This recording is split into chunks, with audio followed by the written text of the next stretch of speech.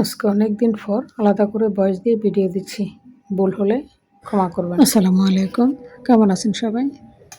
আজকে রুই মাছ দিয়ে ভেন্ডি দিয়ে রান্না করব, সেটাই একটু শেয়ার করব। শেয়ার করতে করতে আপনাদের সাথে একটু আড্ডা দিব, এটাই, এর বাইরে কিছুই না। রান্না সবাই পারে, সবাই জানে, কিন্তু একটু রান্নাও করা, কথাও বলা, এটুকুই। আমি ভেন্ডিটা সরাসরি দিলেও পারতাম মাছের মধ্যে, কিন্তু আমার একটা অভ্যাস, আমি এগুলো ভাজি করে না দিলে কেন যেন একটা রান্নার পরে ভিতরে কিছু ঢুকে না, লবণ ঢুকে না, আর যেন কেমন কাঁচা কাঁচা গন্ধ লাগে আমার কাছে। তা আমি যেভাবে খেতে পছন্দ করি আর কি, আমার একটু তেলে নেড়ে যদি দিই, একটু লবণ দিয়ে, হালকা একটু লবণ দিচ্ছি, লবণ দিয়ে তাহলে নেড়ে ছেড়ে একটু 2 মিনিট ভাজি করে তারপরে দিব। এই জন্য এখন ভাজি করে নিচ্ছি। ভেন্ডি, পটল এসব সব কিছুই আমি ভেজে দিই। আর পটলটাও যদি ভেজে মাংসের মধ্যে দেওয়া যায় তাহলে কিন্তু অসাধারণ মজা হয়, মজাটাও অনেক বেড়ে যায়। আপনারা যারা এভাবে করেন না তারা করে দেখতে পারেন, অসাধারণ মজা হয় এভাবে।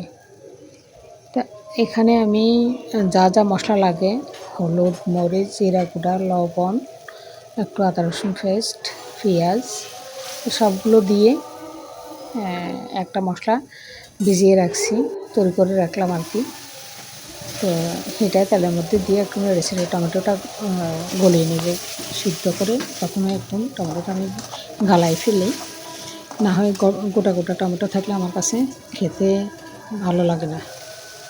কথা আমি এই যে জলের মধ্যে একদম মিশিয়ে ফেলি, টমেটোটা একদম গালায় ফেলি। এইভাবে রান্না করলে আমার কাছে সেটা এক একজনের কাছে এক এক রকমের ভালো লাগে। কারো কাছে হয়তো টমেটোটা উঠাই খেতে ভালো লাগে, কিন্তু আমার কাছে ভালো লাগে না। আমি তার জন্য একদম জলে মিশিয়ে ফেলি সিদ্ধ করার পরে। তো এখন মিশিয়ে নিচ্ছি, সিদ্ধ হয়ে যাওয়ার পরে এখন জলের মধ্যে মিশিয়ে নিচ্ছি। মশলাও সিদ্ধ হয়ে গেছে, টমেটোটাও সিদ্ধ হয়ে গেছে। আর যেটুকু পানি দরকার, জল দরকার, ওটুকুই দিব। এখানে 5 পিস 6 পিস মাছ রান্না, এটুকুই। আর 250 গ্রামের মতো ভেন্ডি। তো ভেন্ডিটা খেয়াল করছি আমরা চিংড়ি মাছ দিয়ে রান্না করব। চিংড়ি মাছ দিয়ে রান্না না করে এখন একটু বড় মাছ দিয়ে রান্না করলাম। মাছও রান্না হলো, বা সবজিটাও রান্না হলো। মাছের সবজি একসাথে রান্না হয়ে গেল, আর বাড়তি কিছু রান্না করলাম না। এটাই একটু আসলে হচ্ছে একটু ফাঁকিবাজি রান্না, এটাই বলা চলে। তো এই ফাঁকিবাজি রান্না, একটা তরকারি এটুকুতেই যথেষ্ট, খাওয়ার মানুষও নাই খুব একটা। তো এটুকুই রান্না করে নিলাম মাছ দিয়ে, ভেন্ডি দিয়ে। কে কীভাবে রান্না করেন, কীভাবে খান একটু জানাবেন, অবশ্যই এক একজনের এক এক রকম। তা আমি এভাবে পছন্দ করি। আমি যে কোনো তরকারি, যদি কচুরলতিও আমি রান্না করব যেদিন, সেদিনও আমি এভাবে করি। মাছ রান্না করব, কচুরলতি রান্না করব, তখন আমি এইভাবে করি। মাছটা ভেজে লতি দিয়ে একসাথে রান্না করে ফেলি।